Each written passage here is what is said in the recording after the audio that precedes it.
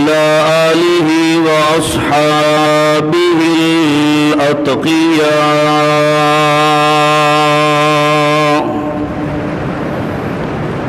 أما بعد فأعوذ بالله من الشيطان الرجيم. بسم الله الرحمن الرحيم.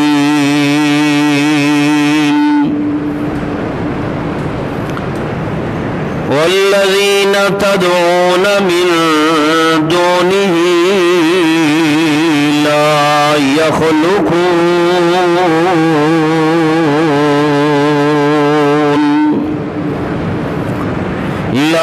يخلقون شيئا وهم يخلقون.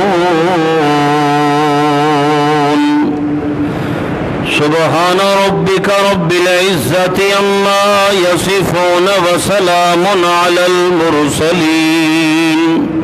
والحمد لله رب العالمين.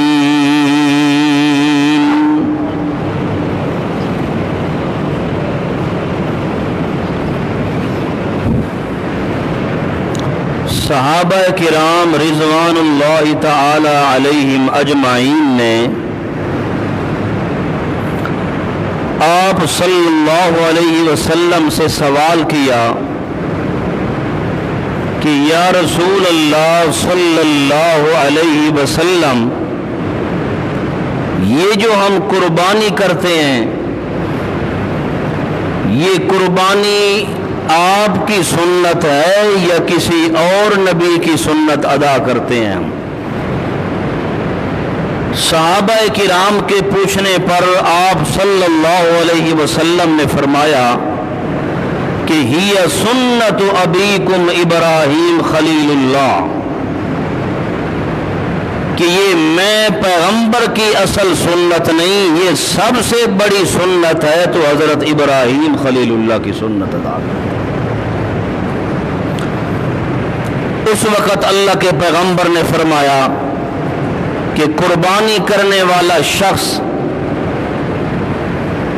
اس کو اتنا ثواب ملتا ہے قربانی کا کہ حتیٰ کہ جانور کا ایک ایک بال اور جانور کا ایک ایک ذرہ اور اس کے وجود پر جتنی بال ہوتے ہیں، ہر بال کے برابر اللہ کئی کئی ہزار نیکیاں نصیب فرماتے ہیں۔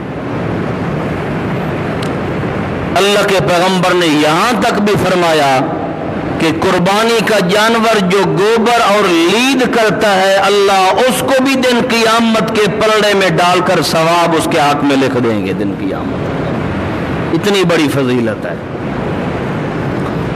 قرآن مقدس نے قربانی کی قبولیت کی شرط قرآن میں بیان فرمائی ہے کہ قربانی قبول کیسے ہوگی۔ کرتا تو ہر کوئی ہے، مالدار پیسے والے زیادہ کرتے ہیں قربانیاں، مگر قربانی کی قبولیت کی شرط جو اللہ کے قرآن نے بیان فرمائی ہے، وہ جب تک اس کا علم نہ ہو یا وہ قربانی کرنے والے کے اندر موجود نہ ہو، وہ لاکھ قربانیاں کرتا رہے، اللہ ایک بھی رتی قبول نہیں فرماتے۔ قربانی کی قبولیت کے لیے سب سے بڑی چیز ہے اللہ کی رضا۔ کیا چیز ہے؟ اللہ رب العزت کی رضا مندگی۔ قربانی کرنے والا شخص یہ نیت اور ارادہ کرے کہ میں جو قربانی کر رہا ہوں عوام کو راضی کرنے کے لیے نہیں، لوگوں کے دکھلاوے کے لیے نہیں، یا گوشت کھانے کے لیے نہیں، یا اپنے گھر کے بچوں کو کھلانے کے لیے نہیں قربانی کر رہا، بلکہ میرا قربانی کرنے کا مقصد ہے صرف اللہ تعالیٰ میرے ساتھ راضی ہو جائے۔ یہ پہلی چیز ہے۔ اگر قربانی کرنے میں یہ نیت نہ ہو تو کبھی بھی قربانی اللہ قبول نہیں فرماتے۔ اگر یہ ارادہ ہو قربانی کرنے والا کا کہ میرا ساتھ والا پڑوسی تو قربانی کر رہا ہے، میں قربانی نہیں کروں گا تو میرے بچے بھوکے مر جائیں گے، میرے بچے اس کے پڑوسی کے گھر دیکھتے رہیں گے گوشت نہیں ملا، تو میں بھی قربانی کر لوں، چلو میرے بچے گوشت کھا لیں گے۔ اس نیت اور ارادے سے قربانی اگر کوئی کرے تو ٹکے برابر بھی رتی اللہ قبول نہیں فرماتے۔ یہ پہلی شرط ہے۔ دوسری شرط اللہ کے قرآن نے جو بتائی ہے وہ یہ ہے، اللہ فرماتے ہیں جس پیغمبر کی تو سنت ادا کر رہا ہے اس پیغمبر کے مطابق جب تک تیرا عقیدہ نہیں پیدا ہوتا اس وقت تک تو لاکھ قربانیاں کر تیری قربانی قبول نہیں ہوتی۔ اس لیے تیرا ایک عقیدہ ہے کہ تو قربانی کر رہا ہے، سنت تو حضرت ابراہیم خلیل اللہ کی ادا کر رہا ہے۔ اللہ فرماتے سنت بعد میں ادا کر، پہلے میرے ابراہیم خلیل اللہ والا عقیدہ بنا، ان جیسا نظریہ بنا، وہ عقیدہ اور نظریہ پہلے بنا تاکہ تیری قربانی میں اللہ اپنے راستے کے اندر قبول و منظور فرما دوں۔ اگر تیرا عقیدہ اور تیرا ایمان میرے ابراہیم خلیل اللہ کے عقیدے کے مطابق نہ ہوا تو پھر لاکھ قربانیاں کرتا رہے، میں اللہ نے ایک برابر بال کے قبول نہیں کرنی۔ کیوں؟ میں اللہ نے سنت بھی ابراہیم خلیل اللہ کی بنائی ہے، عقیدہ جب تک تیرا حضرت ابراہیم علیہ الصلوۃ والسلام جیسا نہیں تیری کوئی قربانی اللہ نے قبول نہیں فرمائی۔ عقیدہ پھر اللہ کے قرآن نے بتلایا ہے۔ اللہ فرماتے ہیں وہ عقیدہ تو آج اپنا لے، مجھے رب ہونے کی قسم ہے میں تیری قربانی کے جانور کی ایک ایک چیز کو میں اللہ قبول فرما لوں گا۔ گوشت ہے، خون ہے جی، اس کے سینگ ہیں، بال ہیں، گوبر ہے، کوئی بھی چیز ہے وہ قربانی کا جانور اللہ کے راستے میں قربان کرنے کے لیے تو تیار ہو گیا ہے۔ پہلے تیرا عقیدہ میرے ابراہیم خلیل اللہ کے ساتھ بنا ہے، اب تو قربانی کر، قربانی کے جانور کی ہر چیز میں اللہ قبول فرما۔ اس لیے حضرت ابراہیم علیہ الصلوۃ والسلام نے سب سے پہلے جو اپنے گھر سے دعوت کا کام شروع کیا اور اپنے والد کو توحید کی دعوت دی، اللہ نے اسی بات کو اسی آیت کے اندر حضرت ابراہیم علیہ السلام کا عقیدہ بیان فرمایا ہے۔ وَاذْكُرْ فِي الْكِتَابِ إِبْرَاهِيمَ إِنَّهُ كَانَ صِدِّيقًا نبیہ۔ اللہ فرماتے میرے محبوب پیغمبر میرے ابراہیم خلیل اللہ کا تذکرہ کریے قرآن کے ذریعے۔ لوگ اپنے اکابرین کی باتیں یاد کر رہے ہیں، اپنے آباء و اجداد کے بڑے کارنامے، بڑے کمالات بیان کر رہے ہیں، مگر میرے پیغمبر آپ نے اپنے آباء و اجداد کی بات نہیں کرنی، آپ نے ان بزرگوں کی بات کرنی ہے جس کا حکم اللہ کا قرآن دے رہا ہے۔ میرے ابراہیم خلیل اللہ پیغمبر جد الانبیاء پیغمبر تھے، خلیل اللہ پیغمبر تھے، اس لیے اس بزرگ کا تذکرہ کریے میرے ابراہیم خلیل اللہ کا۔ اے میرے پاک پیغمبر محمد رسول اللہ صلی اللہ علیہ وسلم، اللہ کیسے تذکرہ کروں؟ اللہ فرماتے ہیں میں بتاتا جاتا ہوں، آگے قرآن بناتا جاتا ہوں، آپ کے اوپر نازل کر دیتا ہوں قرآن کے ذریعے۔ میرا پیغمبر آگے تو قرآن پڑھتا جا، پیچھے میرے ابراہیم خلیل اللہ کا تذکرہ قرآن کے ذریعے کرتا جا۔ اللہ کریم فرماتے ہیں انہو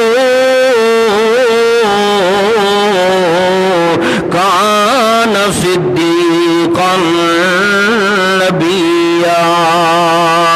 میرے ابراہیم خلیل اللہ پیغمبر کوئی عام شخصیت نہیں تھی، بلکہ پہلے وہ اللہ کے صدیق تھے، بعد میں اللہ کے نبی تھے۔ پہلے کون تھے؟ सिद्दीकन नबिया, क्योंकि जो अल्लाह का नबी होता है वो सिद्दीक जरूर होता है। वो सिद्दीक का माना होता है जो भूल कर भी झूठ नहीं बोलता।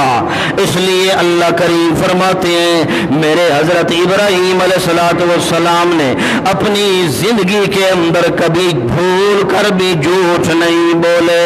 लिहाजा अल्लाह करीम का कुरान कहता है मेरे सारे नबी जितने गुजरे हैं सारे नबी अल्लाह के सिद्दीक थे, बाद में नबी थे। सदाकत पहले उनके अंदर अल्लाह ने रखी है, नबुव्वत का ताज अल्लाह ने बाद में पहना दिया है। इसलिए सिद्दीक भी थे, नबी भी थे, दोनों कमाल अल्लाह पाक ने हजरत इब्राहीम अलैहिस्सलाम के अंदर जमा फरमा दिए थे। अल्लाह करीम फरमाते हैं लेकिन जिस वक़्त बारी आई है मेरे मोहम्मद रसूलुल्लाह के हजरत सैयदुना अबू बकर सिद्दीक रज़ी अल्लाह तआला अन्हु की, अल्लाह फरमाते हैं बाकी नबियों को मैं अल्लाह सिद्दीक कहता था, मगर जिस वक़्त मेरे मोहम्मद रसूलुल्लाह के सबसे आला उम्मती, सबसे अरफा उम्मती, सबसे अफजल इंसान, सबसे आला इंसान, सारी दुनिया से बड़े बरतर बुजुर्गी के अंदर, इबादत के अंदर, सदाकत के अंदर, हिदायत के अंदर, इनाबत के अंदर, इनामत के अंदर, इमामत के अंदर, सियासत के अंदर, रहबरी के अंदर, हर मकाम के अंदर जो अंबिया के बाद सबसे अव्वल दर्जा रखने वाली हस्ती है वो हजरत सैयदना अबू बकर सिद्दीक रज़ी अल्लाह तआला अन्हु है। अल्लाह फरमाते हैं बक पिछले नबियों का तज़किरा मैं अल्लाह करूं तो उनको सिद्दीक कहूं, नबी बाद में कहूं, मगर जब इस उम्मत की बारी अल्लाह करीम फरमाते आती है तो मैं अल्लाह अपने पैगंबर को फरमाता हूं मेरा पैगंबर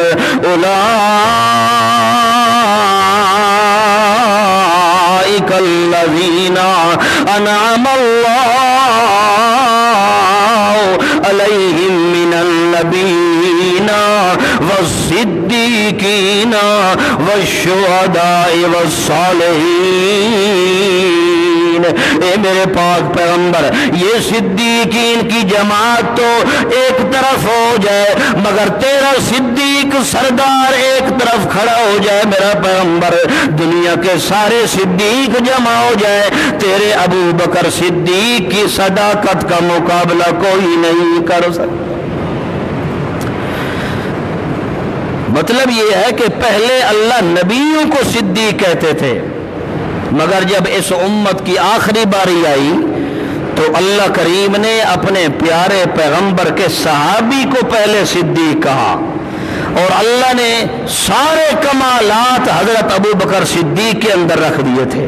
सिर्फ नबुव्वत नहीं थी अबू बकर सिद्दीक में, बाकी सारे कमालात अल्लाह ने हजरत मोहम्मद रसूलुल्लाह सल्लल्लाहु अलैहि वसल्लम वाले उठा के अल्लाह ने सारे यारे गार हजरत अबू बकर सिद्दीक के अंदर जमा फरमा दिए थे, सिर्फ नबुव्वत नहीं अता फरमाई।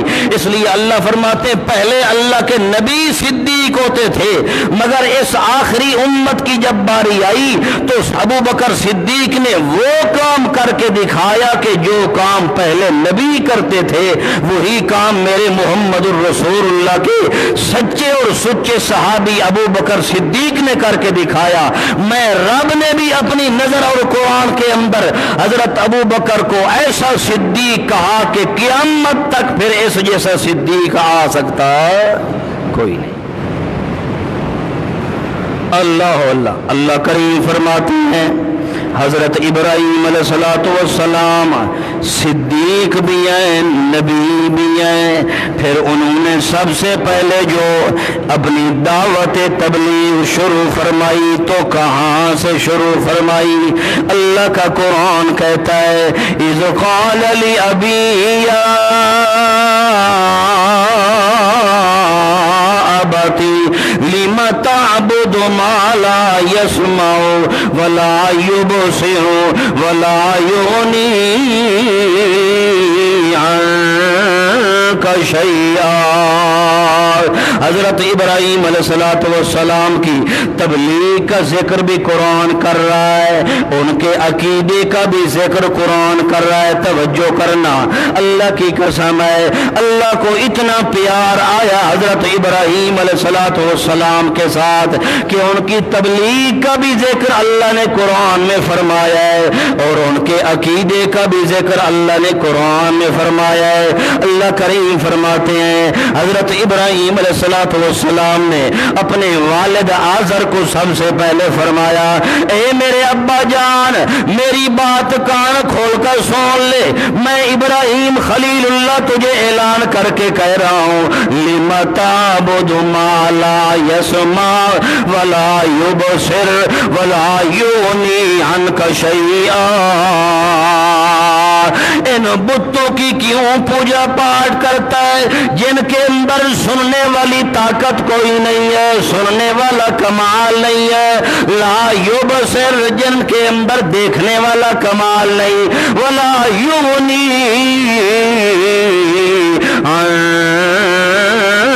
کا شیئا، اور جن کے اندر نفع و نقصان دینے کا کمال نہیں ہے۔ میرا ابا جان تو ان کو خدا سمجھتا ہے جن کے اندر سننے کی بھی طاقت نہیں ہے، دیکھنے کی بھی طاقت کوئی نہیں ہے، نفع و نقصان دینے کے بھی مالک کوئی نہیں، تو ان کو اپنا خدا سمجھ رہا ہے۔ میرا خدا تو وہ ہے جو سنتا بھی ہے، پردوں کے پیچھے سے دیکھتا بھی ہے، نفع اور نقصان کا مالک بھی ہے۔ لہذا ابا جان ان جھوٹے خداؤں کو چھوڑ دے، اس سچے خدا اور شہنشاہ مطلق پر ایمان لے آ جس کے اندر سارے کمالات موجود ہیں، جن کے اندر پردوں کے پیچھے سے سننے والا کمال ہے، جن کے اندر پردوں کے پیچھے سے دیکھنے والا کمال ہے، جس کے اندر پردوں کے پیچھے سے نفع و نقصان دینے کا کمال ہے۔ اس لیے میرا ابا جان یا ابتی انی قد جانی من العلم ما لم یاتک فاتبعنی اہدک صراطا سویا۔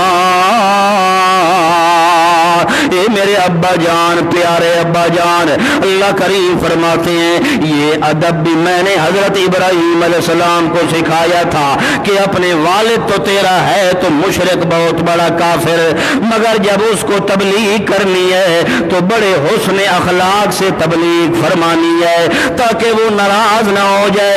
اس لیے حضرت ابراہیم علیہ السلام یا آباتے یا آباتے یا آباتی کہہ رہے، اے میرے ابا جان، فرما رہے انی قد جانی من العلم ما لم یاتک، ابا جان میرے پاس جو علم آیا ہے وہ علم آسمانوں سے آیا ہے، میرا علم آسمانوں کا ہے، تیرا علم زمین کا ہے، تیرا علم گھڑا ہوا ہے، میرا علم اللہ کا دیا ہوا عطا ہے۔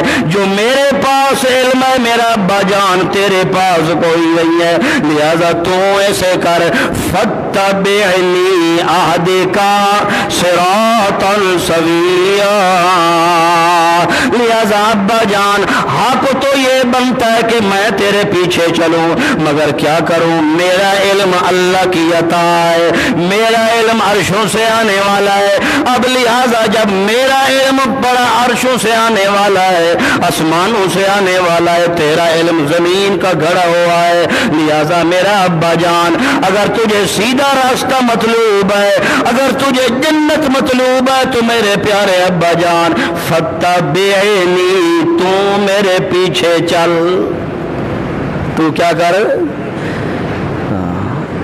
اب باپ بیٹے کے پیچھے چلے، اس میں بے عزتی ہے کہ نہیں؟ بولو، ہے نا؟ کوئی چل سکتا ہے؟ نہیں چلتا۔ مگر اللہ کی قسم ہے دین کا معاملہ ایسا संजीदा और सख्त तरीन मामला होता है।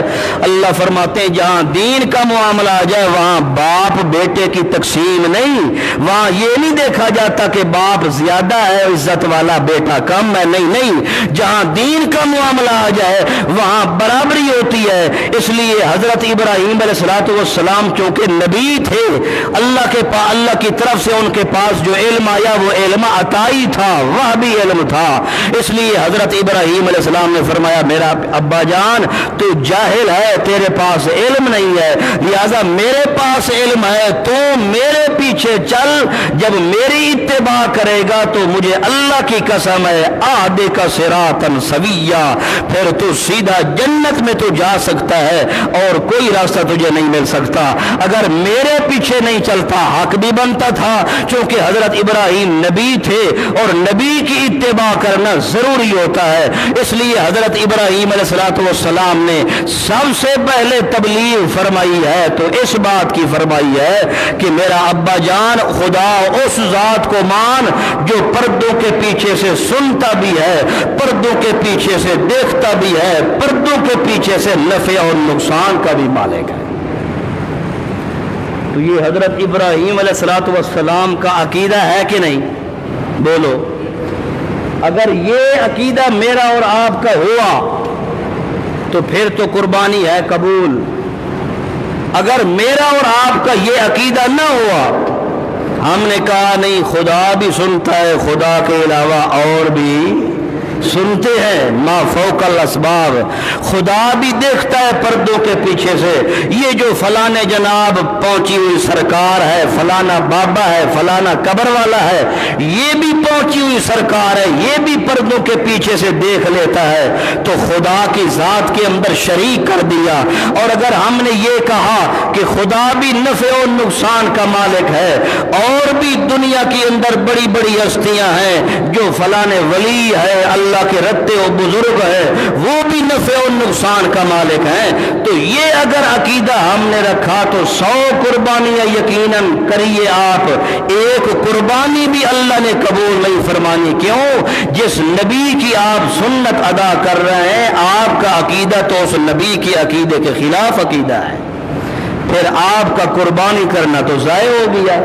इसलिए ये कुरान पाक ने अकीदा बतलाया है कि चाहे जिस जमात का कोई फर्द है, बंदा है, मगर वो ये अकीदा तौहीद रखे कि जो अकीदा हजरत इब्राहीम अलैहिस्सलाम ने बयान फरमाया था कि पर्दों के पीछे से सुनने वाला भी एक अल्लाह है, पर्दों के पीछे से देखने वाला भी एक खुदा है, और पर्दों के पीछे से नफे और नुकसान देने वाला भी एक अल्लाह है। अल्लाह फरमाते ये अकीदा तो रख, इस अकीदे के बयान रखने के बाद, पैदा करने के बाद तेरा अमल थोड़ा होगा, मगर अल्लाह उसको ओहद पहाड़ के बराबर ज्यादा करके सवाब ज्यादा लिख देंगे।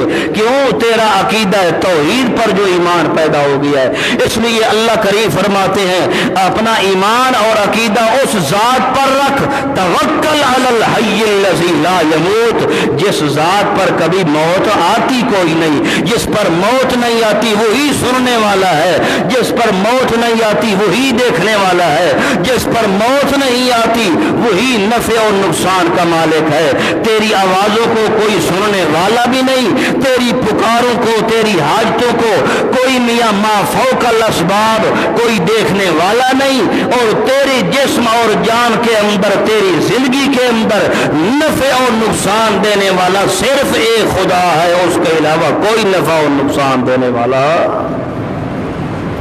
यही हजरत इब्राहीम अलैहिस्सलाम ने अकीदा सिखाया है। तो जब तक ये अकीदा ना हो, मैं कहूँ मेरी जमात फलां है, मैं बड़ी जमात का रहनुमा हूँ, और मेरा अकीदा हजरत इब्राहीम अलैहिस्सलाम के अकीदे के खिलाफ हो, तो आप फैसला फरमाएं मेरी कुर्बानी कबूल होगी अल्लाह की अदालत में। ये जो सहाबा किराम ने पूछा कि ये सुन्नत इब्राहीम खलीलुल्लाह की है, तो जब हम ये समझकर सुन्नत अदा करते हैं, जिस नबी की सुन्नत अदा कर रहे हैं, जब तक मेरा और आपका नजरिया उनके अकीदे और नजरिए से मिलता नहीं, और जिस तरह अल्लाह ने सहाबा के बारे में फरमाया, कोई कहे ना मैं बड़ा सहाबा का आशिक हूँ, صحابہ کا دیوانہ ہوں میں بڑا. اللہ فرماتے ہیں پھر اس کو دیکھو اس کا ایمان صحابہ کے ایمان سے ملتا ہے کہ نہیں ملتا. ان آمنوا بمثل ما آمنتم به فقد اهتدوا. اس کا ایمان صحابہ سے ملتا ہو تو پھر وہ واقعی صحابہ کا عاشق ہے, صحابہ کا دیوانہ ہے. اگر اس کا ایمان اور ہے, اس کا کردار اور ہے, صحابہ کا ایمان اور ہے, صحابہ کا عقیدہ اور ہے, صحابہ کا عمل اور ہے, تو پھر وہ جو زبان سے کہہ رہا ہے کہ میں صحابہ کا دیوانہ ہوں, صحابہ کا عاشق ہوں, تو وہ زبان سے جھوٹ بول رہا ہے. کیوں؟ اس کا ایمان اور ہے, صحابہ کا ایمان اور ہے. ایسے حضرت ابراہیم علیہ السلام کی جو سنت ادا کر رہا ہے تو اس کو چاہیے کہ وہ اپنے ایمان کا محاسبہ کرے کہ میرا ایمان, عقیدہ اور نظریہ حضرت ابراہیم علیہ السلام کے ساتھ ملتا ہے یا نہیں. اگر میرا عقیدہ نظریہ ملتا ہے تو سبحان اللہ, ماشاء اللہ, اللہ میری تھوڑی قربانی بھی ہوگی تب بھی اللہ قبول فرما دیں گے. اور اگر میرے عقیدے میں ہوا شرک, بات سمجھ آ رہی ہے, میرے عقیدے میں ہوا شرک, کوئی بھی شرک ہوا, جس قسم کا بھی شرک ہوا, کیونکہ حضرت ابراہیم علیہ السلام کی ملت شرک سے پاک ہے, شرک سے منزہ ہے, مبرہ ہے. اللہ فرماتے ہیں وما کان من المشرکین. حضرت ابراہیم علیہ السلام نے نہ خود کبھی شرک کیا ہے, نہ ہی کبھی ان کی ملت میں شرک کرنے کی گنجائش ہے. اس لیے اگر شرک ہوا تو پھر تیرا میرا عقیدہ ابراہیم علیہ السلام کی ملت کے خلاف ہے. پھر ایسا سمجھو کہ ہم صرف قربانی کا جانور ذبح کر کے اس کا گوشت کھا رہے ہیں, نہ کوئی ثواب ہے نہ کوئی قربانی ہے. اللہ پاک عمل کی توفیق عطا فرمائے. ایک دو مسئلے ہیں قربانی کے متعلق, وہ آپ سماعت فرما لیں, اس کے بعد پھر بس کریں.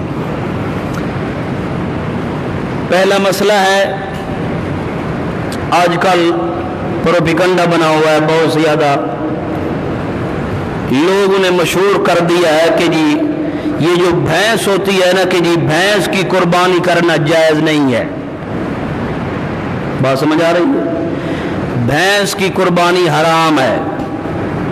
بعض لوگ باتیں کرتے ہیں تو شریعت محمد الرسول اللہ صلی اللہ علیہ وسلم میں بھینس کی قربانی کرنا جائز بھی ہے, اور فقہائے کرام کے تصریحات کے مطابق ثواب بھی ہے. اس کے اندر جائز بھی ہے اور بھینس کی قربانی کرنا اس میں کیا ہے, ثواب بھی ہے فقہائے کرام کی تصریحات کے مطابق. سب سے پہلی بات آپ سمجھیں, یہ جو بھینس ہوتی ہے اس کو عربی میں جاموس کہا جاتا ہے. کیا کہتے ہیں؟ جو گائے ہوتی ہے اس کو عربی میں بقر کہا جاتے ہیں. بقر ہے سورت قرآن پاک کی دوسری سورت ہے سورت البقرہ, تو بقرہ گائے کو کہتے ہیں. جو بھینس ہوتی ہے اس کو عربی میں جاموس کہا جاتا ہے. اب جو حضرات کہتے ہیں کہ بھینس کی قربانی کرنا حرام ہے یا ناجائز ہے, ان سے آپ بھی اور میرا بھی مطالبہ ہے, آپ ان سے یہی سوال کریں کہ یہ جو عربی میں بھینس کو جاموس کہا جاتا ہے, آپ قرآن پاک کے کسی آیت سے یا پورے قرآن پاک میں سے کہیں سے دکھا سکتے ہیں جہاں پر اللہ نے جاموس کا لفظ بیان کیا ہو اور کہا ہو کہ بھینس کی قربانی کرنا حرام ہے؟ اگر تو قرآن کے اندر ثابت ہے, اللہ نے فرمایا ہو کہ بھینس کی قربانی کرنا حرام ہے, تو پھر تو بات ہی ختم ہے, حدیث کی طرف جانے کی ضرورت ہی نہیں ہے. جب قرآن میں آ گیا ہے تو پھر حدیث کی طرف, تصریحات کی طرف جانے کی ضرورت نہیں ہے. مگر اللہ کی قسم ہے, پورا قرآن آپ پڑھ لیں, پورا قرآن پڑھ لیں, پورے قرآن پاک میں یہ جاموس کا لفظ ہے ہی کوئی نہ. بھینس کا لفظ پورے قرآن پاک میں ہے ہی کوئی نہ, بالکل نہیں ہے. تو جب نہیں ہے تو پھر یہ کہنا کہ اس کی قربانی حرام ہے یہ عدل اور انصاف کا تقاضا نہیں ہے۔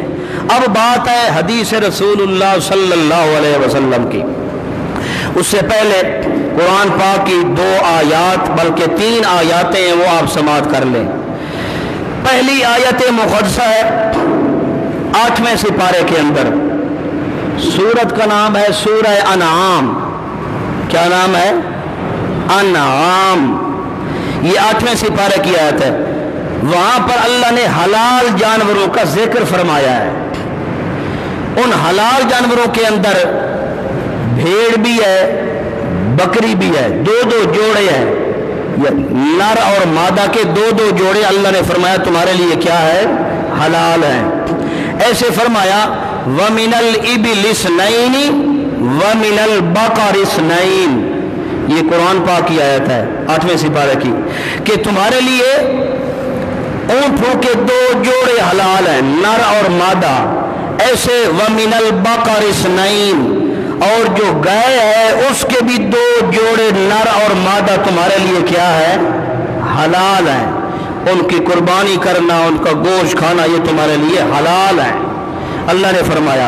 اب مفسرین نے جس طرح کہ تفسیر طبری کے اندر آپ دیکھیں، ایسے اس آیت کی تفسیر کے اندر مفتی اعظم پاکستان حضرت مولانا مفتی محمد شفیع رحمت اللہ تعالی علیہ، جنہوں نے تفسیر معارف القرآن لکھی ہے، اور کراچی کے اندر ان کا بہت بڑا مدرسہ دارالعلوم دیوبند ہے، انہوں نے تفسیر لکھی معارف القرآن۔ اس تفسیر کے اندر انہوں نے اس آیت کی تفسیر کے اندر لکھا کہ الانعام کے اندر وہ جانور داخل ہیں جو اللہ نے مسلمانوں کے لیے حلال کیے ہیں۔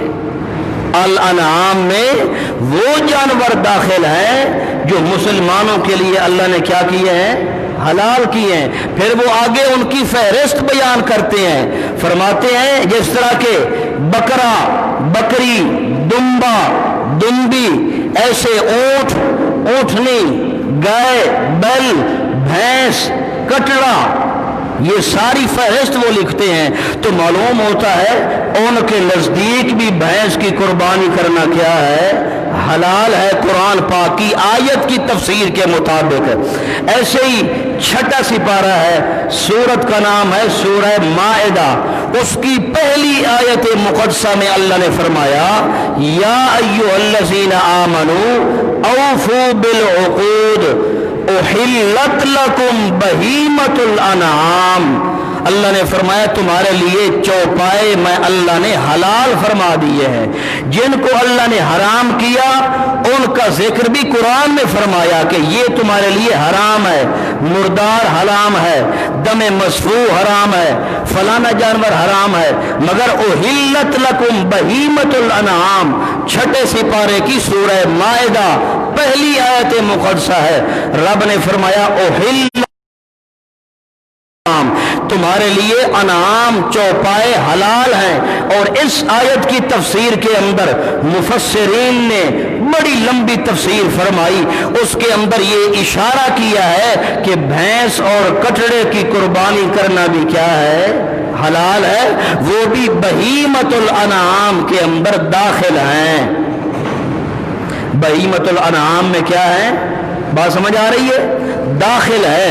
ایسے اس آیت کی تفسیر میں ایک بہت بڑے امام ہیں علامہ ابن المنذر رحمت اللہ تعالی علیہ، انہوں نے الاجماع لابن المنذر کے اندر کتاب کا نام ہے، اس کے اندر اس امام علامہ ابن المنذر نے اجماع اور اتفاق نقل کیا ہے کہ وَاعْلَمُوا وَاجْمَعُوا عَلَىٰ أَنَّ اتفاق العلماء، تمام مسلمانوں کے علماء کا اتفاق و اتحاد ہے اس بات پر کہ ان حکم الجوامع سے حکم البقرہ، کہ بھینس کا حکم وہ گائے والا حکم ہے، تو لہذا جب گائے کی قربانی جائز ہے تو بھینس کی قربانی کرنا بھی جائز ہوا۔ ایسے فتاوی ہندیہ آپ اٹھا کے دیکھیں، بدائع الصنائع اٹھا کے دیکھیں، فتاوی رد المختار اٹھا کے دیکھیں، فتاوی شامی اٹھا کے دیکھیں، تمام فقہائے کرام نے لکھا کہ یہ جو بھینس ہے اس کا حکم گائے والا ہے، یہ گائے کی جنس ہے، یہ گائے کے حکم میں ہے، لہذا جب گائے کی قربانی جائز ہے تو بھینس کی قربانی کرنا بھی جائز ہوا۔ میرے خیال سمجھنے کے لیے اتنا ہی کافی ہے۔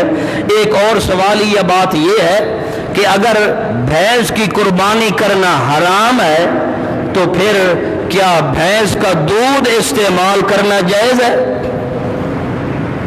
آپ فیصلہ کریں۔ بھینس کی قربانی کرنا اگر حرام ہے تو کیا بھینس کا دودھ استعمال کرنا جائز ہے؟ اگر بھینس کی قربانی کرنا حرام ہے تو کیا بھینس جیسے جانور کو اپنے گھر کے اندر رکھنا جائز ہے؟ تو یہ ایک سوالیہ نشان ہے، اس لیے اللہ نے یہ بطور انعام کے حلال فرمایا ہے، لہذا یہ ایک قسم کا پروپیگنڈا ہوتا ہے، لہذا جو نہیں کرتا نہ کرے کہ اس سے جھگڑا تھوڑی ہے، لیکن یہ شریعت محمد رسول اللہ صلی اللہ علیہ وسلم کے اندر یہ بالکل حلال جانور ہے۔